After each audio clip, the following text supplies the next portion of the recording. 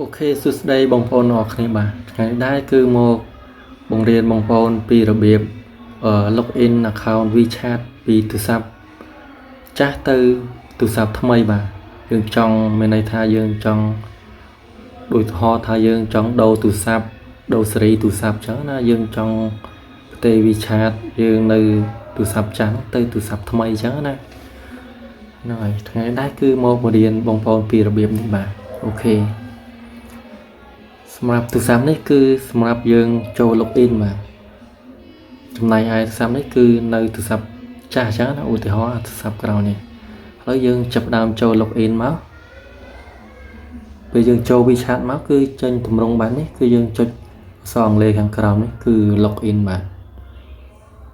បន្ទាប់មកគឺយើងដាក់លេខកូដប្រទេសមកលេខកូដប្រទេស WeChat ខ្ញុំនៅស័ព្ទចាស់នេះគឺលេខប្រទេសប្រេស៊ីលបាទអញ្ចឹងខ្ញុំដាក់លេខប្រទេសប្រេស៊ីលបន្ទាប់មកយើងវាយលេខទូរស័ព្ទមកបាទ15 95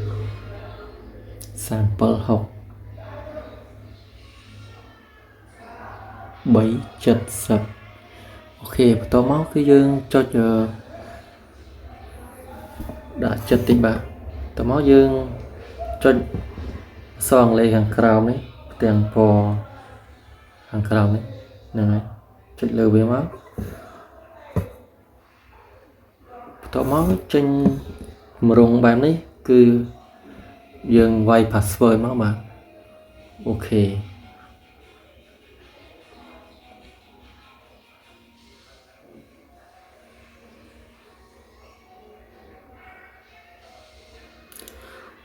បន្ទាប់ពីយើងវាយ password រួចហើយគឺយើងចុចអក្សរអង់គ្លេសគឺ login បាទអូខេចុច login មកអូខេរងចាំបន្តិចបាទ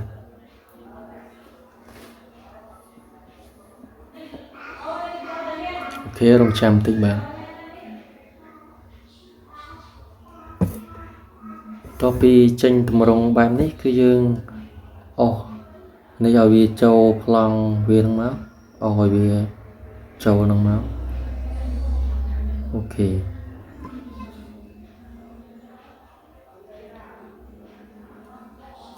រងចាំបន្តិចបាទ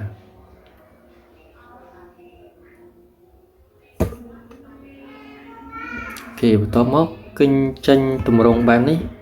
គឺយើងចុចគឺយើងយកតាម scan បាទវាមានជំរើស2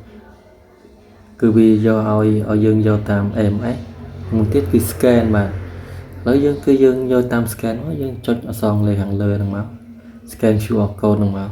ចុចលើហ្នឹងមកអូខេបន្ទាប់មកគឺចេញទម្រង់បែបនេះគឺយើងយកនៅទូរស័ព្ទចាស់របស់យើងណានេះបាទនៅទូរស័ព្ទចាស់យើង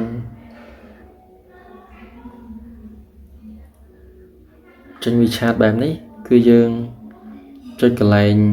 discover ហ្នឹងមកទៅមកទៀតគឺយើងចុចកន្លែង scan បាទ scan មកអូខេឥឡូវយើងគឺ scan មក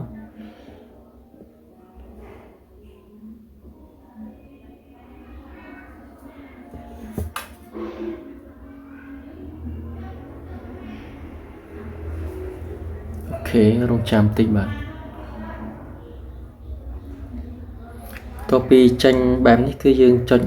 allow មកបាទតមកទៀតគឺយើងចុច go it មកអូខេបានហើយចំណែកទូរស័ព្ទ login នេះគឺយើងចុចlogin មកបាទចុច login មកបាទរងចាំបន្តិចបាទ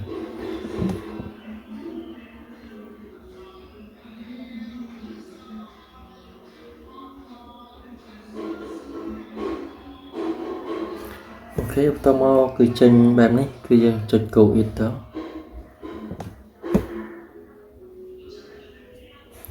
យើងខ្សោយសេវាបាទ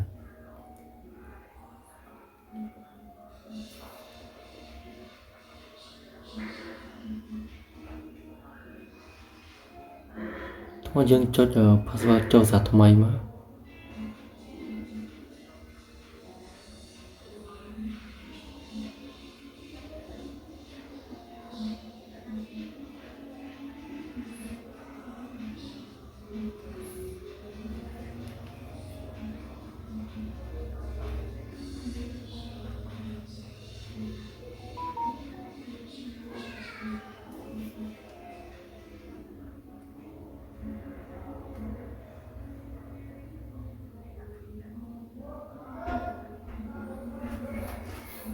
តោះមកគឺចេញតម្រងបាននេះគឺយើងចុចគឺ login បានហើយបាទ